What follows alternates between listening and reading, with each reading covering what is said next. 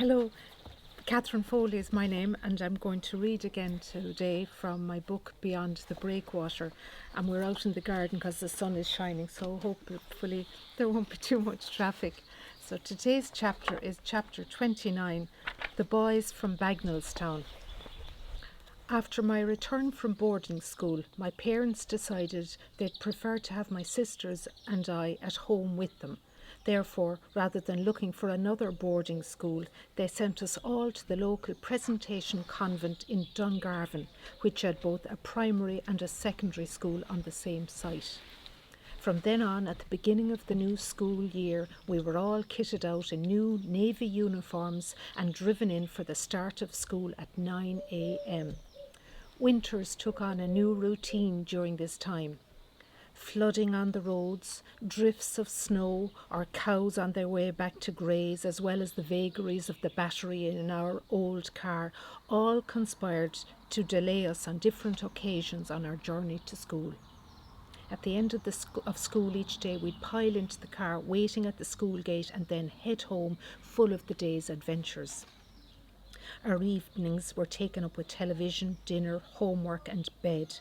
In school, we moved from classrooms to science labs, from the assembly hall to stairwells and cloakrooms. We stood at our desks and said a prayer at the start of each class. We became familiar with the words of Shakespeare's two heroines, Rosalind and Celia, in As You Like It. We read stories in Irish by writers such as Pádraig Ó Conradh and Pádraig Mac Piarish. We had isosceles triangles and myriad other mysteries of geometry explained to us. We studied European history and covered milestones such as the Second World War, the Renaissance and the Industrial Revolution. We read poems by Keats, Yeats and Kavanagh. We learned by rote and sometimes by logic. We had a number of lay teachers, but we also had several brilliant religious teachers, including Sister de Lourdes, Sister Mary of the Sacred Heart, Mother Margaret Mary, Sister Maria Goretti, Sister Perpetua, and Sister Gertrude. One evening, I was recruited for the debating team by Sister de Lourdes. I didn't realise at the time that the world was within the grasp of this debating team, that we were about to step out onto the public stage and that soon we'd be winning debating competitions and returning victorious to our school. In due course it came to be, and word was sent around that all classes were to gather in the assembly hall on one particular morning. We stood apart on the stage and saw the students file in. The noise as they shuffled in grew in intensity until the principal had no choice but to call everyone to order. "Settle down, girls," she instructed, her voice like a bell above the racket. "I have a special announcement." A hush descended on the school population. All eyes were upon us, smiling and grateful for the change of tempo in the school on a Thursday morning when any distraction from the humdrum daily grind of learning was welcomed by teachers and pupils alike. Now they looked up at us, the debating team, and after the principal announced news of our win, thunderous applause broke out. We'd come back as the provincial champions after beating the Ursulines, the convent girls from the city. We'd won the Junior Chamber Ireland Regional Debating Final. We were the toast of the school. A photographer from the local paper was waiting in the wings. We were front page news that week on the Dungarvan Leader. The Dungarvan Observer and the Munster Express had the story as well. "Would you look at the cut of her hair?" one girl said in a whisper within hearing of my youngest sister. "That's my sister," she quipped, ignoring the disparaging reference to my untidy appearance.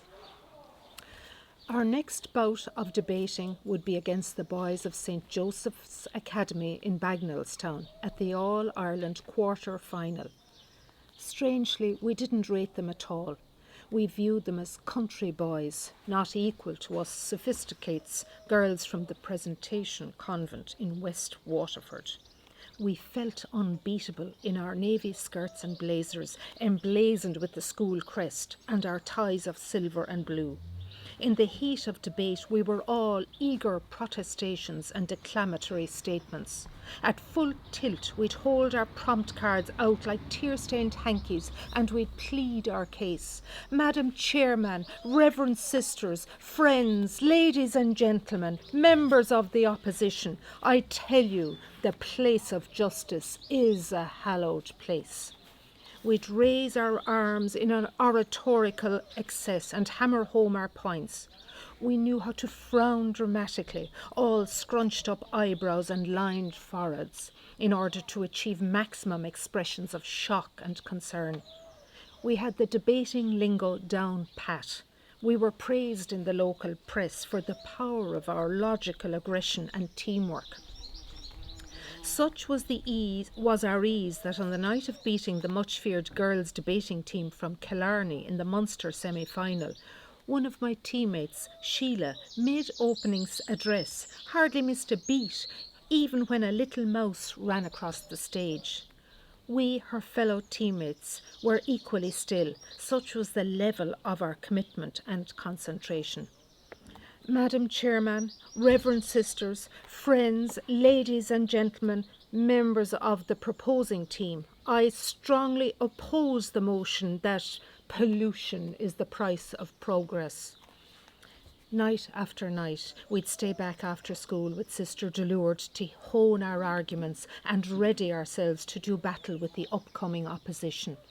On the night of a debate, we'd bombard the audience with our brilliance. We had a strong sense that our fellow students and our teachers supported us. We were showered with compliments and idolatrous glances whenever we walked through the school. Teaching nuns stopped to ask us questions about our progress. Our prowess on the debating floor was a whispered legend. We were the special ones, an elite bunch, famed for our intellects, our rapier wit and logic. The boys of Bagenalstown, we were sure, would be a piece of cake.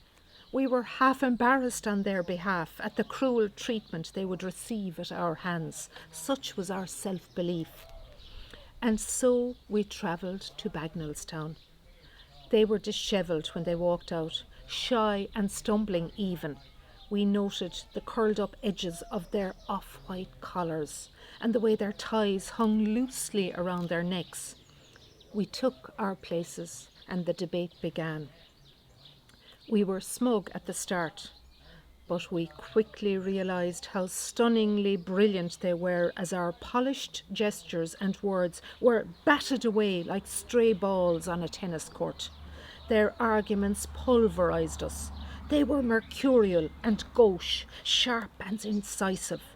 And as our arguments drew to an end, we were left winded, well and truly knocked off our perch by the boys from Bagenalstown, who ran away with the motion and ended our run of debating successes. As we drove home in the minibus that night, we feared we would never know those heights of idolatry or fame again. So that's all for today. Thanks. Talk to you tomorrow at 5. Bye now.